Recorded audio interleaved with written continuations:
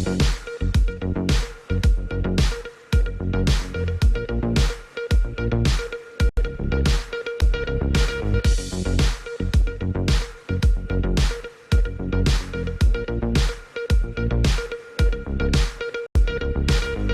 आप देख रहे हैं एमडी न्यूज। एमडी न्यूज के मेरदर्शन बुलेटिन में आप सभी का स्वागत है। आज के बुलेटिन के साथ मैं हूं निशा। मैं आपको बताती चलूं कि मौसम अपना मिजाज कभी भी बदल देता है, कुछ पता नहीं होता। जी हां, और जिसके कारण से बहुत सारी बीमारियां दस्तक दे रही हैं। आपने खुद देखा कि सोमवार की रात को आंधी तूफान इतनी तेज आ गया कि सभी का जीवन एक तरीके से अस्त व्यस्त हो गया। इस आंधी तूफान के कारण जो लोग सांस की प्रॉब्लम से पीड़ित रहते हैं और जिनको दमे की बीमारी रहती है, उनको काफ़ी परेशानी हुई। बच्चों को जो एलर्जी है, तो जुकाम खांसी की प्रॉब्लम बहुत ज़्यादा सामने आई। साथ साथ बहुत सी समस्याएं सामने आ रही। लेकिन मैं आप लोगों को बार बार यही समझा रही हूँ कि जिस तरीके से मौसम के मिजाज बदल रहे हैं, कोरोना महामारी भी पैर पसार रही है, तो आप लोग सतर्क हो जाइए। फेस्टिवल भी बहुत नजदीक है, हमें फेस्टिवल भी काफी उत्साह के साथ मनाने हैं। तो उसी उत्साह को ध्यान में रखते हुए, अपने परिवार को ध्यान में रखते हुए हमें नियमों का पालन शुरू कर देना चाहिए। आप सभी जानते हैं कि कोरोना की चौथी लहर धीरे धीरे हमारे शहर की ओर बढ़ रही है, तो हमें नियमों का पालन करते हुए उसको हराना है। सभी मास्क का यूज करें, जिससे आप मौसम की जो गंदगी है उससे भी बच सकते हैं, साथ साथ कोरोना से भी बच सकते हैं। सोशल डिस्टेंसिंग का पालन करें। गर्मी में घर से बाहर ना निकलें, क्योंकि जब हम घर से बाहर गर्मी में निकलेंगे, ठंडा पानी पिएंगे, तो हमें सर्दी गर्मी होगी। सर्दी गर्मी के कारण जुकाम होगा, और जुकाम होने के बाद आप जानते हैं कि हमें अस्पताल जाना पड़ेगा और फिर कोरोना का टेस्ट कराना पड़ेगा। बहुत सारी समस्याएं सामने आ जाएंगी। उन समस्याओं से यदि हमें बचना है तो कुछ नहीं करना, बस SMS का यूज करना है। जी हाँ, यानी कि सोशल डिस्टेंसिंग, मास्क और सैनिटाइजर। मैं आपको बार बार मेरदर्शन चैनल के माध्यम से जागरूक कर रही हूँ कि अपना बचाव बहुत जरूरी है। बहुत से फेस्टिवल नजदीक हैं, फेस्टिवल्स मनाने हैं, परिवार को सुरक्षित रखना है, खुशियां मनानी है, तो नियमों का पालन जरूर करें। क्योंकि मैं जानती हूँ आप में से कोई भी नहीं चाहेगा कि कोरोना की चौथी जो लहर है वो दस्तक दे और हम सब फिर से एक बार घरों में कैद हो जाएं। क्योंकि सभी का जीवन एक तरीके से बहुत अस्त व्यस्त हो चुका है, बहुत सालों पीछे पहुंच चुका है, कारोबार बहुत पीछे पहुंच चुका है, बच्चों की पढ़ाई पर बहुत फर्क पड़ा है। तो इन सब से बचने का एक ही उपाय है कि हम सबको एकजुट होकर नियमों का पालन करना है। और मैं एक बात और मेरदर्शन चैनल के माध्यम से आप सभी लोगों से कहना चाहूंगी कि जिन लोगों ने अभी तक वैक्सीन नहीं लगवाई है, वो वैक्सीन लगवा लें। जिनके वैक्सीन की दोनों डोज कंप्लीट हो गई हैं, तो वो बूस्टर डोज भी लगवा लें, क्योंकि आपका बचाव वैक्सीन से ही होगा। अब नजर डालते हैं आज की हेडलाइंस पर, जिसके प्रायोजक हैं जूम डिजिटल मूवी वर्ल्ड। तो आज के समाचारों के प्रायोजक हैं खेमचंद पहलवान, पूर्व सदस्य Uttar Pradesh Congress committee, Arvind Kumar Gupta, Marwari Bhoj, metro plaza, Delhi road, Meerut, doctor Beena Rani Agarwal. Meerut police व SOG टीम ने सतर्कता दिखाते हुए अंतर्राष्ट्रीय स्तर पर मोबाइल लूट करने वाले गिरोह का किया पर्दाफाश। पुरस्कार घोषित अभियुक्त के साथ अन्य 10 आरोपियों को किया गिरफ्तार। 2 करोड़ के 207 मोबाइल, लैपटॉप, विदेशी शराब, 35 लाख रुपए की नकदी, गाड़ी, तमंचे, बाइक, कारतूस आदि हुए बरामद। पुलिस लगी जांच में। नगर निगम मेरठ द्वारा एनिमल बर्थ कंट्रोल प्रोग्राम के अंतर्गत सड़क के कुत्तों की नसबंदी हेतु श्याम हेल्पिंग इंसाइट औरैया का किया गया चयन।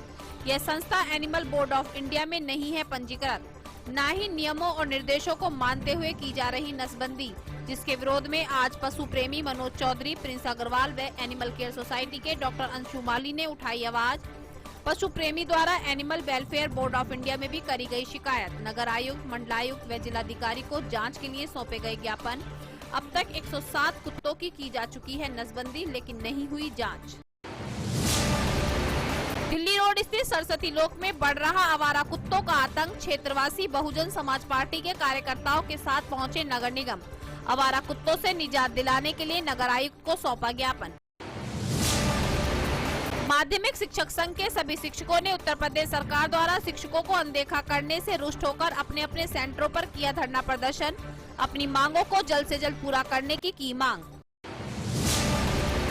रमजान के पाक महीने में पूरे महीने इबादत करने का मिलता है विशेष पुण्य। रोजे के महीने में आखिरी 10 दिनों में की गई इबादत होती है सबसे अच्छी। वहीं आखिरी दशक में मेरठ की शाही मस्जिद के अलावा शहर की अन्य कुछ मस्जिदों में भी देश और राष्ट्र की बेहतरी, सुरक्षा और विकास की दुआओं के साथ की जा रही माफी की दुआएं। रोटरी क्लब मेरठ मोनार्क की इंस्टॉलेशन सभा आज धूमधाम से हुई संपन्न। सर्वप्रथम सरस्वती मां के आगे दीप प्रज्वलित कर कार्यक्रम को किया गया शुरू। महिलाओं ने जमकर किया नृत्य। Rotary club treasurer Alka Gupta ने कार्यक्रम की दी जानकारी, बताया अब डिस्ट्रिक्ट लेडीज मोनार्क हो रहा शुरू। लोहिया नगर में 3 गोवंशों को जलाया गया जिंदा। सूचना मिलते ही गुरु गोरखनाथ कामधेनु गौ सेवा समिति की जिला अध्यक्ष तानिया वर्मा व अन्य समाज सेवियों ने गौ माताओं का किया अंतिम संस्कार। अन्य संगठनों के लोगों ने स्थानीय लोगों के साथ मिलकर थाने में कराया मुकदमा दर्ज। कहा ऐसी हरकत करने वालों के खिलाफ की जाए सख्त से सख्त कार्रवाई। थाना मवाना रोड पर प्रशासन द्वारा सड़क चौड़ीकरण के लिए चलाया गया अतिक्रमण अभियान। 1 साल पहले मिल चुका यहां के लोगों को निश्चित मुआवजा। निर्माण को हटाने के लिए बिना नोटिस आज पहुंची टीम। सभी लोग परेशान, मौके पर नहीं पहुंचा कोई भी नेता या व्यापारिक संगठन। लोग मिलाते रहे अधिकारियों को फोन, नहीं हो पाई वार्ता। चौधरी चरण सिंह विश्वविद्यालय द्वारा मनाया गया विश्व बौद्धिक संपदा दिवस। इस अवसर पर कार्यशाला का किया गया आयोजन। मुख्य वक्ता के रूप में doctor Tanikella Chandrashekhar, scientist BST New Delhi एवं डॉक्टर तनुप्रिया आईपी गुरुग्राम हरियाणा रही मौजूद। प्रति कुलपति प्रोफेसर वाई विमला ने दी जानकारी। हमें रोजमर्रा के जीवन पर किए गए कार्यों पर, पेटेंट, कॉपीराइट, ट्रेडमार्क तथा डिजाइन आदि के प्रभाव के बारे में जागरूकता को देना चाहिए बढ़ावा। गंगानगर थाने में तेज आंधी तूफान के कारण लगी भीषण आग। थाने में खड़ी चालान कटी व मुकदमे संबंधित गाड़ियां जलकर हुई खाक। मौके पर दमकल की गाड़ियों ने पहुंचकर आग पर पाया काबू। अब खबरें विस्तार से। आप सभी जानते हैं कि काफी समय से मोबाइल चोरी की घटनाएं काफी सामने आ रही थी। वाहन चोरी की घटनाएं सामने आ रही हैं। मोबाइल हाथ से छीन लिया जाता है। सड़क पर कोई मोबाइल पर बात करते हुए जा रहा है तो मोबाइल छीनकर उसको लेकर भाग जाते हैं। ये ऐसी घटनाएं बार बार सामने आ रही है, जिसको लेकर के पुलिस प्रशासन पूरी तरीके से अलर्ट था। मैं आपको बताती चलूं कि एक इनामी अभियुक्त जो अंतर्राष्ट्रीय फोन गिरोह से जुड़ा हुआ था, मोबाइल चोरी का कार्य किया करता था और बहुत से नए नए लड़कों को अपने साथ जोड़कर एक टीम बनाई हुई थी। आज पुलिस ने सूचना पाकर एसओजी टीम व मेरठ पुलिस द्वारा सतर्कता दिखाते हुए आज 10 अभियुक्तों को गिरफ्तार किया गया, जिनके पास से 2.5 करोड़ के 207 मोबाइल और लैपटॉप बरामद किए गए। विदेशी शराब उनके पास से बरामद हुई, साथ साथ गाड़ियां, तमंचे, कारतूस, बहुत सारी मात्रा में अवैध सामान भी बरामद हुआ। आपको मैं बताती चलूं, ये जो अभियुक्त है, जो मेन अभियुक्त है, ये पहले से ही इनामी चल रहा था। पुलिस काफी समय से इसकी तलाश कर रही थी और ये मोबाइल चुरा करके हमारे देश में ही नहीं विदेशों में भी बेचा करता था। काफी दूर दूर तक इसके कॉन्टेक्ट हैं, जहां पर मोबाइल चोरी और सामान जो चोरी किए जाते थे वो बेचे जाते थे। अपनी टीम में ये नए लड़कों को शामिल करता था, उनको सैलरी के साथ साथ अच्छा काम करने के लिए इंसेंटिव भी देता था ताकि आगे और अच्छे से कार्य करें और अच्छे से चोरी की वारदात को अंजाम दें। लेकिन आप सभी जानते हैं कि हमारी पुलिस बहुत सतर्क हो चुकी है, जिसके रहते इस अभियुक्त के साथ साथ और भी 10 लोगों को गिरफ्तार किया गया। पुलिस पूरी जांच में लगी हुई है, किस तरीके से और कड़ी कहां पर जुड़ी है, पूछताछ चल रही है। तो आप देखिए कि जहां चोर बदमाश अपने कारनामों से बाज नहीं आ रहे, तो वहीं पर पुलिस प्रशासन भी पूरी तरीके से अलर्ट होकर चोर बदमाशों को गिरफ्तार कर रहा है। आज प्रेस वार्ता के माध्यम से जानकारी दी। उसी होटल को जब्त किया गया। सर ये बोला जाता है सर, आपको ये बताऊं 3-4 साल पहले का बता रहा हूँ, इस पे एक और कार्रवाई हुई थी सर, तो ये बन रहा था सर। नहीं, ये 4 साल पहले तो अजय सैनी को कहते हैं, अजय सैनी से पहले का मामला था ये जब्त। ये एक यहाँ पे शरद गोस्वामी नाम का व्यक्ति है जो पिछले 4-5 साल से जो भी यहाँ मोबाइल स्नैचिंग होती है, मेरठ ही नहीं बल्कि आसपास के जनपदों में, यहाँ तक कि मथुरा या जहाँ भी कोई रैली लगती है, कोई मेला होता है, इसके लोग घूमते हैं और वहाँ से मोबाइल फ़ोन स्नैच करते हैं। ये पहले भी जेल जा चुका था, उसके बाद इसने अपना स्थान बदल लिया था। इसके ऊपर गैंगस्टर लगा था जिसमें इसकी संपत्ति कुर्क की गई थी। अब ये दूसरे राज्य में शिफ्ट कर गया था, लेकिन ऑपरेशनल एरिया इसका मेरठ, एनसीआर और मथुरा ये सारे ज़िले थे। इसके पास से 207 मोबाइल फ़ोन बरामद हुए हैं, जिनकी कीमत लगभग 2.5 करोड़ रुपए है और इसमें 60 से अधिक संख्या में एप्पल के मोबाइल फ़ोन हैं। लैपटॉप भी इसके पास से बरामद हुआ है, 3.5 लाख रुपए मिले हैं और विदेशी महंगी शराबें भी इसके पास से 2.5-3 लाख रुपए की मिली है। ये पूरा जो ऑपरेट करता है उसमें अपने लोगों को रखता है, नए लड़कों को, जिनके द्वारा स्नैचिंग कराता है और उनको पैसे तो देता ही है, साथ में बोनस भी देता है उनको, ताकि वो और ज़्यादा मोटिवेट हो करके इस कार्य को कर सकें। यहाँ तक भी इसने किया कि अगर कोई पकड़ लिया जाता है तो उसको जेल से उसका जमानत कराने में, इन सब चीज़ों में भी आर्थिक सहायता करता है। बट अभी इनके 10 लोग हमारे गिरफ्त में हैं और इनकी भारी क्रिमिनल हिस्ट्री है, काफ़ी ढेर सारी क्रिमिनल हिस्ट्री है। जो मोबाइल फ़ोन बरामद हुए हैं उनको स्कैन कराया जा रहा है और उसमें से करीब 8 मुकदमे लूट के यहाँ पे अभी तक मिले हैं। अभी बहुत कम समय हुआ है। जितने मोबाइल फ़ोन हैं कहीं ना कोई मामला दर्ज है, तो हम लोग, मुझे लगता है कि कम से कम 100 के आसपास इसकी क्रिमिनल हिस्ट्री अलग से और आएगी। कौन से देशों में सप्लाई होती थी और किस तरीके से ये पूरा सिंडिकेट काम करता है? ये मोबाइल फ़ोन को, क्योंकि जानकार है और ये एक्सपर्ट आदमी है, तो ये मोबाइल फ़ोन को नहीं यूज़ करते हैं, ना ही बेचते हैं। उसके पार्ट्स अलग करते हैं और पार्ट्स को बेचते हैं। ये इसका एक साथी है जो कि मुंबई का है, वो भी आइडेंटिफाई हो चुका है और उसके माध्यम से ये खाड़ी देशों में भी इसके पार्ट्स बेचते हैं, साथ ही बांग्लादेश में भेजते हैं और वियतनाम में, जो भी हमारे बॉर्डरिंग जो कंट्रीज़ हैं, वहाँ पे ये नदी के रास्तों से या बाहर समुद्र के रास्तों से इस तरह का भी चीज़ें इन्होंने किया है। ऐसा ये स्वीकार भी कर रहे हैं और एविडेंस भी है कि इतनी भारी मात्रा में मोबाइल फ़ोन मिला है। इसके पहले भी एक बार और पकड़ा गया था, तो भी इस भारी मात्रा में मोबाइल फ़ोन बरामद हुए थे।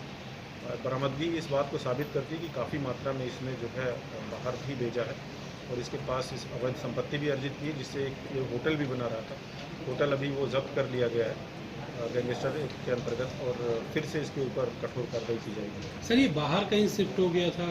तो ये दूसरे राज्य में, हरिद्वार में अपना बेस बना लिया था इसने, लेकिन पुलिस लगातार थी। 10,000 का इनामी अपराधी भी था, जो लूट की घटनाएं कुछ मोबाइल स्नैचिंग की हुई थी, इसमें इसका नाम प्रकाश में आया था। पिछले 2 महीने से 10,000 रुपीज़ का इनामी अपराधी था और इसके खिलाफ प्रोक्लेम्ड ऑफेंडर भी है, उद्घोषित अपराधी भी है। कोर्ट के द्वारा भी इसको भगोड़ा सा घोषित कर दिया गया। अभी तक सर कितना बड़ा ये सिंडिकेट है, किस तरीके से काम करता है, कहाँ किस शहर में? अभी 10 टारगेट पर कौन? 10 लोगों को तो हम लोगों ने आइडेंटिफाई किया, उनको अरेस्ट किया गया है और सभी से बरामदगी हुई है।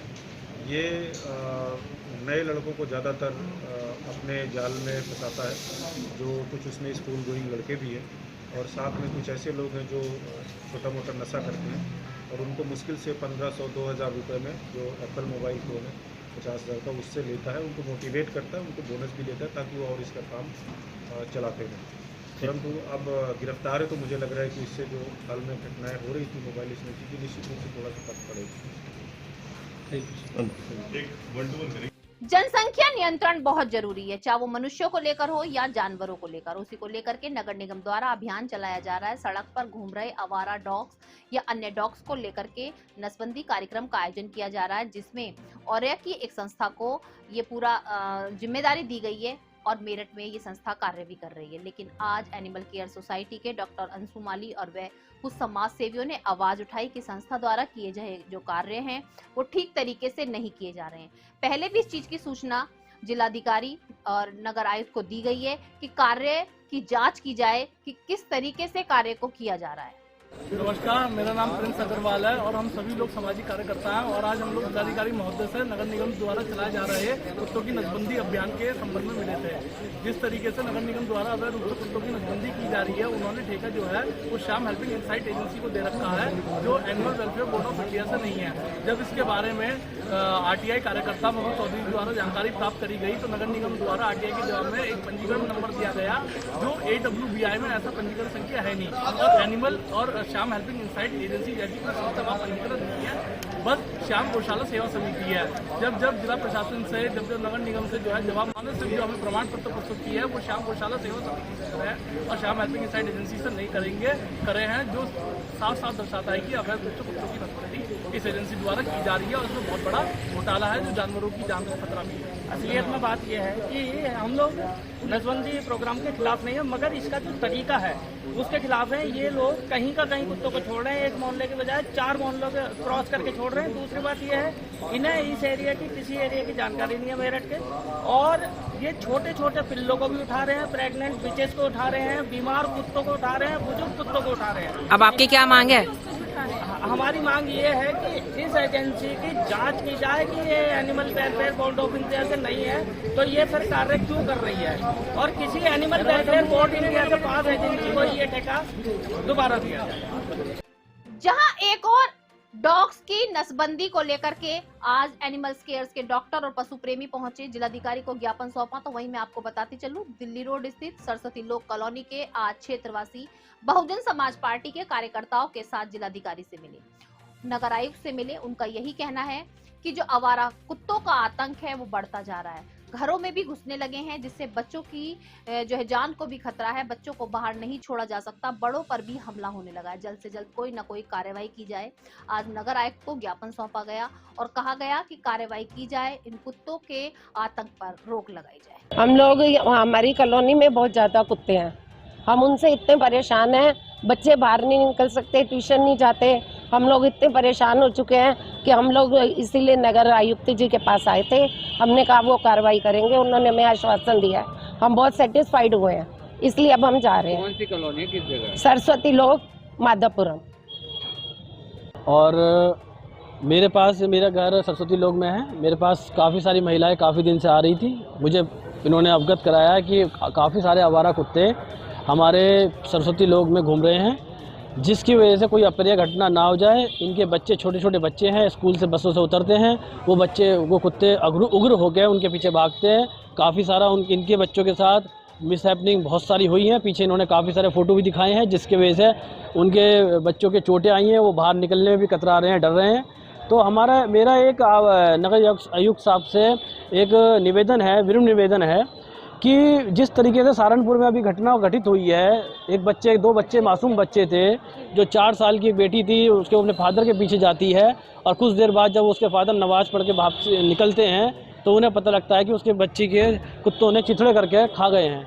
इसी तरीके से एक बच्चा अपने पापा के साथ खेत के पीछे चलता है, जब वो खेत में जा रहे हैं उनके पीछे जा रहा था, तो उसके साथ भी यही घटना घटित हुई है। तो हमारा केवल ये कहना है कि जो भी नॉर्म्स हो, जो भी आपके कानून के तहत हो, उस प्रतिक्रिया को करके और उन कुत्तों को वहाँ से उनके जो भी जिस तरीके, क्योंकि वो अब गर्मी ज़्यादा बढ़ रही है, वो और उग्र हो रहे हैं, तो उनकी खाने की व्यवस्था भी वहाँ पर नहीं है। अगर कोई ऐसी स्थिति सरकार या हमारे नगर आयुक्त करें कुत्तों के साथ कि उनकी खाने की व्यवस्था करें, उनके इंजेक्शन लगाएं और उन्हें सरस्वती लोक से निकालने का काम करें, जिसकी वजह से इन लोगों को वहाँ पर कोई इनके साथ अप्रिय बच्चों के साथ घटना ना हो। इसीलिए मैं इन लोगों के साथ आया हूँ और मैंने नगर आयुक्त साहब को एक ज्ञापन दिया है अपनी तरफ से, और मैं चाहता हूँ कि उनकी तरफ से इन्हें मदद मिले। नगर निगम द्वारा अतिक्रमण हटाओ अभियान चल रहा है, तो आप सभी जानते हैं कि जगह जगह पर अतिक्रमण को हटाया जा रहा है, सड़क का चौड़ीकरण किया जा रहा है। वहीं मैं आपको बताती चलूं, मवाना रोड पर सड़क चौड़ीकरण को लेकर अतिक्रमण हटाने के लिए आज नगर निगम की टीम पहुंची। सबसे पहले आपको ये भी बताती चलूं कि वहां के अतिक्रमण को हटाने के लिए वहां के लोगों को पहले ही 1 साल पहले मुआवजा दिया जा चुका है, लेकिन आज अचानक से जब टीम वहां पर पहुंची तो वहां के सभी क्षेत्रवासियों में हड़कंप मच गया। सभी ने अधिकारियों को फोन करने शुरू कर दिए, लेकिन किसी से भी वार्तालाप नहीं हो पाया। साथ साथ कोई भी नेता या कोई भी व्यापारिक संगठन का नेता मौके पर मौजूद नहीं था, जिससे वहां के क्षेत्रवासियों में काफी रोष था। आज हमारी मेरदर्शन की टीम ने आई हुई टीम के कार्यकर्ताओं से और पदाधिकारियों से बात की, तो उनका कहना था कि मुआवजा 1 साल पहले मिल चुका है, लेकिन किसी कारणवश अभी तक अतिक्रमण नहीं हटाया गया था, तो आज अतिक्रमण हटाने के लिए टीम पहुंची। उन्होंने ये भी कहा कि जिनको मुआवजा नहीं मिला है उनका अतिक्रमण नहीं हटाया जा रहा है।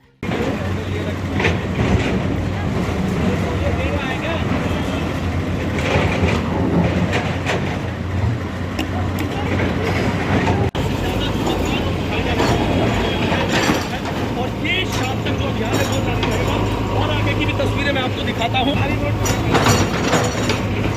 NH 119 के चौड़ीकरण के लिए ये कार्रवाई करी जा रही है। इसमें अवार्ड हो चुका था, ADM LA साहब के द्वारा अवार्ड भी कर दिया गया था एंड सबको पैसा भी पहुंच चुका है।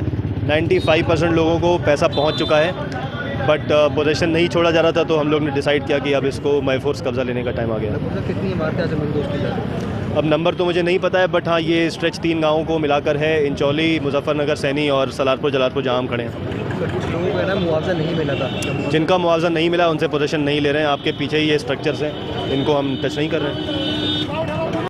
हमारे उत्तर प्रदेश के मुख्यमंत्री योगी आदित्यनाथ द्वारा गोरक्षा को लेकर के बहुत सारे अभियान चलाए गए हैं।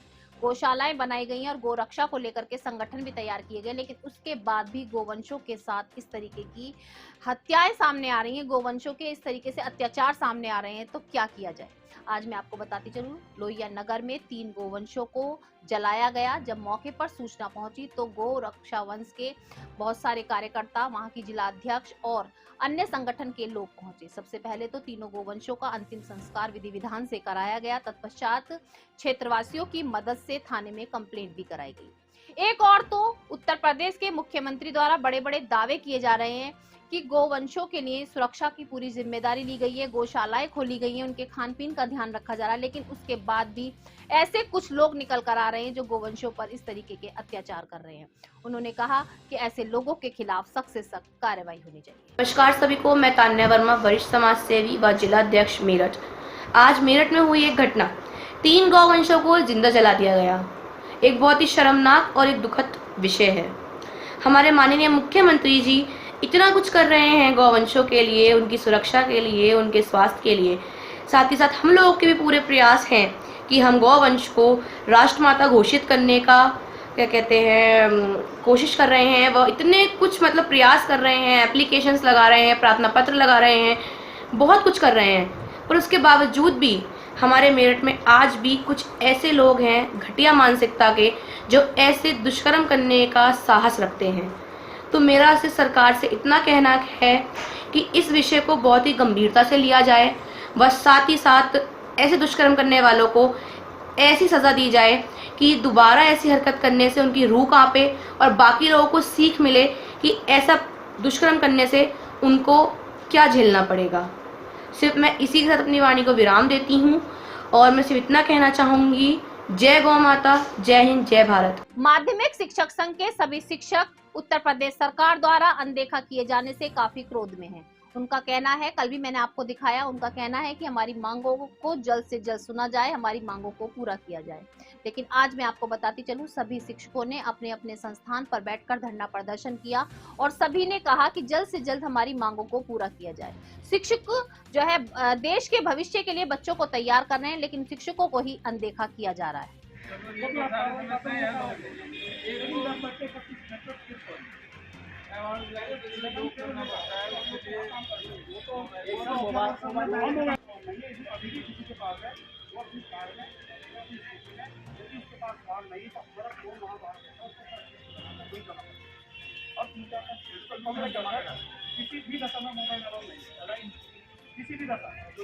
वैसी है नहीं, रिएक्शन में नहीं, एक मिनट मैं मोबाइल के बारे में सीखा से गाइडलाइन है नहीं, वो तो हमें पता है, आपको पता होगा। नहीं, हम तो बोर्ड में अपने कॉलेज में पता है, वो वीडियो नहीं बनाई, जो भी हुआ होगा वो तो जो वीडियो नहीं, कैमरे लगे 22 साल हो गए।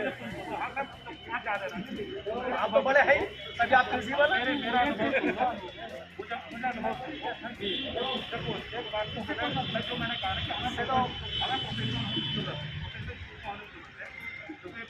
हमारे सामने खड़ी, ये भी सरकार 24 घंटे की नौकरी करते हैं, हम बहुत ज्यादा करते हैं। मैं तो पहली कहा ही से आपका धन्यवाद सर, वो वीडियो साइन करने और मैं आपके साथ का भी चाहता है। सिर्फ आप ऐसा मत साढ़े 10 साल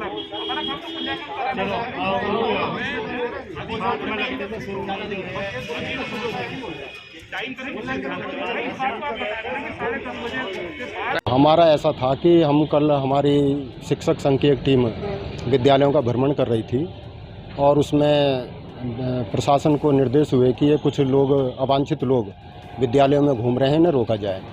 तो हम ये पहली बात ये कहना चाहते हैं कि परंपरा रही है शिक्षक संघों की कि हम लोग विद्यालयों का मूल्यांकन के दौरान भ्रमण करते हैं और शिक्षकों की समस्या पूछते हैं और यदि कोई समस्या होती है तो प्रधानाचार्य जी से मिलकर के उन समस्याओं का निराकरण कराते हैं और मूल्यांकन के कार्य में सहयोग देते हैं, क्योंकि हम सभी लोग मूल्यांकन कार्य में लगे हुए हैं और बड़ी निष्ठा से इसका पालन करते हैं। लेकिन जो है हम इस बात का विरोध कर रहे हैं कि जो इस प्रकार से हमें अवांछित तत्व तो बताया गया उस चीज़ का हम विरोध करते हैं और वो विरोध हमने आज एक सांकेतिक प्रदर्शन के द्वारा शासन को भेज दिया है। अच्छा, अभी आपने यहाँ बात की, क्या समस्या का सॉल्यूशन निकला, क्या हुआ इसमें? सॉल्यूशन ये निकला, जो हमारे यहाँ के प्रधानाचार्य और जो ऑब्जर्वर हैं उन्होंने भी कहा है कि हम भी आपकी बात आगे तक पहुँचा देंगे। सुविधाओं की कमी, हाँ जी, और जो सुविधाओं की कमी है जो बहुत से शिक्षकों ने उठाई यहाँ पर, उन सुविधाओं का भी यहाँ पर हवाला दिया गया और उनका भी निराकरण करने का आश्वासन प्रधानाचार्य महोदय ने दिया है।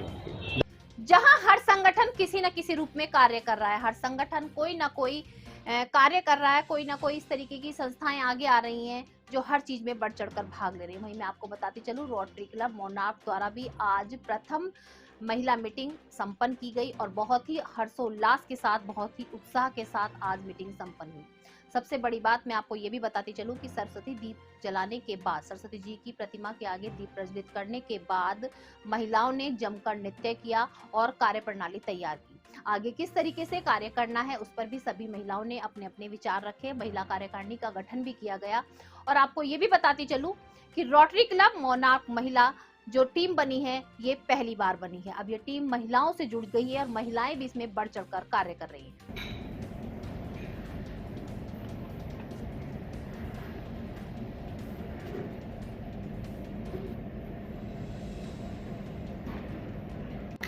साथ में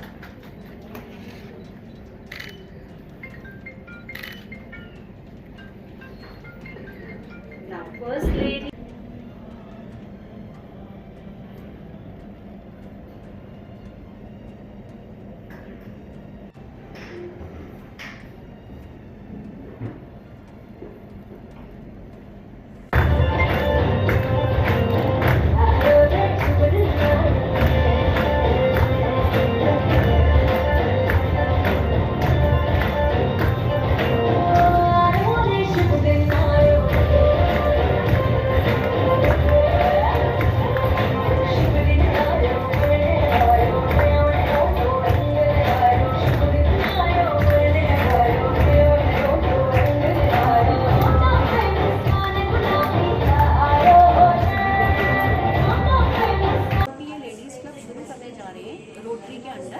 पहला जो रोटरी गई है और इसमें आज इसकी स्थापना हम रोटरी क्लब लेडीज़ का फर्स्ट टाइम डिस्ट्रिक्ट में स्टार्ट कर रहे हैं। आज पहली बार हमारा स्टाफ इंस्टॉलेशन है और अभी तक हमारे मेरठ में रोटरी के फैमिली क्लब है, लेकिन ये फर्स्ट लेडीज़ क्लब है जिससे हम स्टार्ट कर रहे हैं, जिसके प्रेसिडेंट गरिमा रस्तोगी जी हैं और सेक्रेटरी शाली जैन जी और मैं क्लब ट्रस्टार, मेरे साथ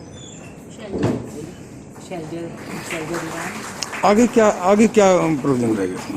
ये एक ऐसी संस्था है जिसमें सोशल वर्क बहुत ज़्यादा किए जाते हैं, तो यही एजेंडा लेकर हम ये शुरू करना चाह रहे हैं कि हमारा क्लब ऊंचाइयों पे पहुंचे। अभी हमें लेडीज़ आगे आनी चाहिए और आगे लेडीज़। हर धर्म में पूजा अर्चना करने के अपने अपने तरीके होते हैं, कुछ ना कुछ विशेषता भी होती है कि किस तरीके से पूजा करनी चाहिए, किस तरीके से नमाज पढ़नी चाहिए या किस तरीके से हमें अपने धर्म के भगवानों को मनाना चाहिए। मैं आपको बताती चलूं, रमजान का पाक महीना चल रहा है, जिसमें जानकारी के अनुसार आज पता चला कि लास्ट के 10 दिन इबादत जो की जाती है उसका विशेष पुण्य मिलता है। आज हमारी मेर दर्शन की टीम मस्जिदों में पहुंची।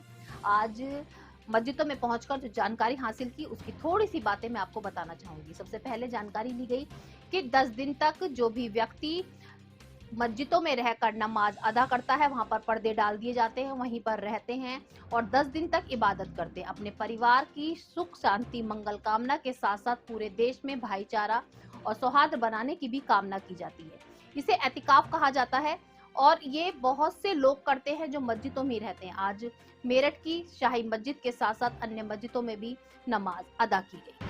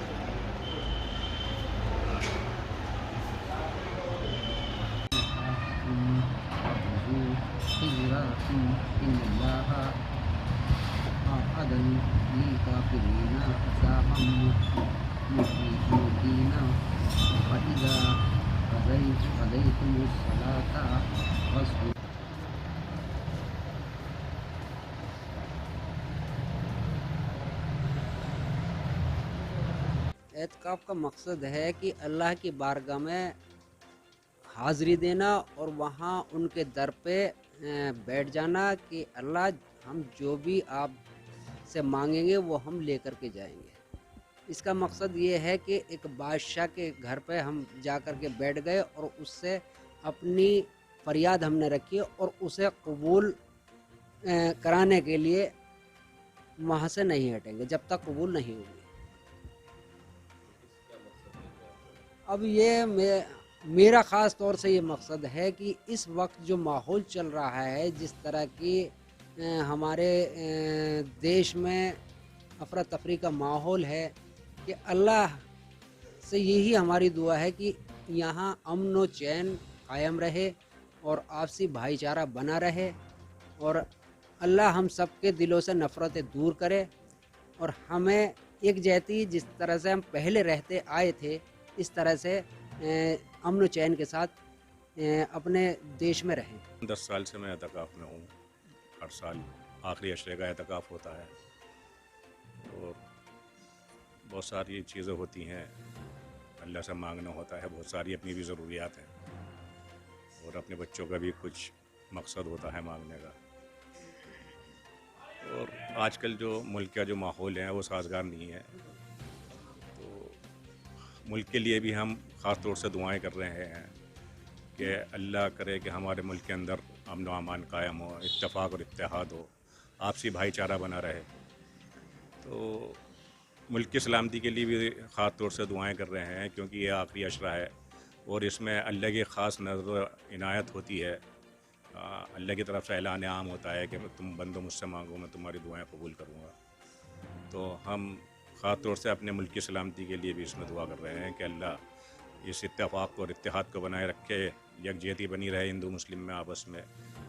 अब मैं आपको बताती चलूं, जैसा कि मैंने आपको बताया कि मौसम का मिजाज कभी भी बदल रहा है, कुछ भी पता नहीं चल रहा कि मौसम क्या रंग दिखाने वाला है।